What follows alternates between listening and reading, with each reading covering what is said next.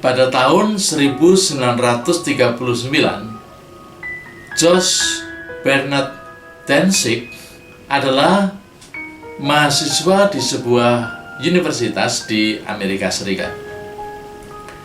Pada suatu hari, ia datang terlambat untuk mata kuliah matematika dari sang profesor yang bernama Jerzy Neyman. Dan sialnya ketika masuk kelas, Josh Bernard Danzig ini ternyata sudah bubar. Kelasnya selesai. Dosen dan teman-temannya sudah meninggalkan kelas itu. Dia masuk ke kelas itu dan melihat di papan yang ada di depan kelas itu, melihat ada 2 buah soal. Josh Bernard Danzig ini kemudian berpikir, oh ini mungkin hasil dari kuliah hari ini dan ini adalah soal untuk dikerjakan di rumah. Ada 2 soal. Lalu kemudian dia menyalin apa yang ada di papan itu ke buku catatannya.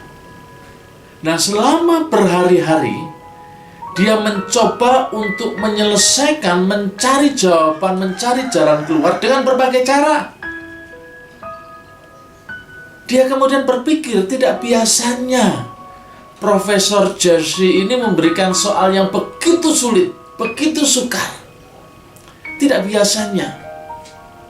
Tetapi kalau Profesor Jerzy ini memberikan soal, pasti ada jawabannya.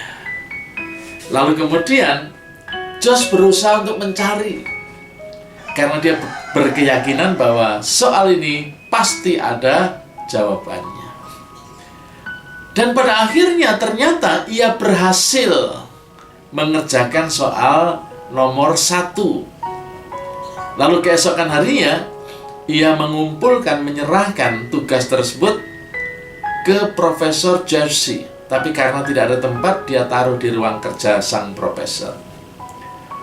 Ketika profesor ini masuk ke ruang kerjanya dan melihat ada lembar jawaban dari seorang mahasiswanya, dan ketika dia lihat itu adalah Josh Bernard Danzig, Profesor Jerzy ini berusaha untuk mencari, memanggil Josh. Ketika Josh ini ada di ruang kerja dari Profesor Jerzy, profesor ini bertanya, Josh, bagaimana kamu bisa menyelesaikan soal ini? Lalu Josh menjelaskan sedemikian rupa, baik keyakinannya bahwa soal ini pasti akan ada jawabannya, sampai usahanya sehingga Josh ini bisa mendapatkan jawabannya atau memperoleh jawabannya. Bisakah saudara semua tahu apa yang kemudian dikatakan oleh sang profesor? Ternyata saat itu profesor sedang menyampaikan kuliah. Bahasannya, apa yang dibahas itu adalah ada soal-soal yang memang sangat sulit untuk dikerjakan. Ada 2 soal tersulit di muka bumi ini, dan hingga saat profesor ini memberikan kuliah itu, tidak ada atau belum ada orang yang bisa memberikan jawabannya. Berarti kalau misalnya Josh ini mengikuti mata kuliah itu tadi, mungkin saat itu ia pun juga berpikir bahwa soal ini memang tidak bisa dikerjakan. Tetapi karena Josh tidak mengikuti kuliah, sehingga dia berpikir bahwa ini adalah soal yang harus dikerjakan, dan dia memiliki keyakinan bahwa bisa dikerjakan, maka Josh Bernard Danzig berhasil mengerjakan soal matematika yang tersulit, yang tidak ada satupun orang bisa memberikan jawabannya. Dan kemudian seiring dengan berjalannya waktu, Josh Bernard Danzig ini kemudian menjadi profesor yang sangat terkenal dan sangat disegani di Stanford University. Dialah pemecah soal tersulit itu.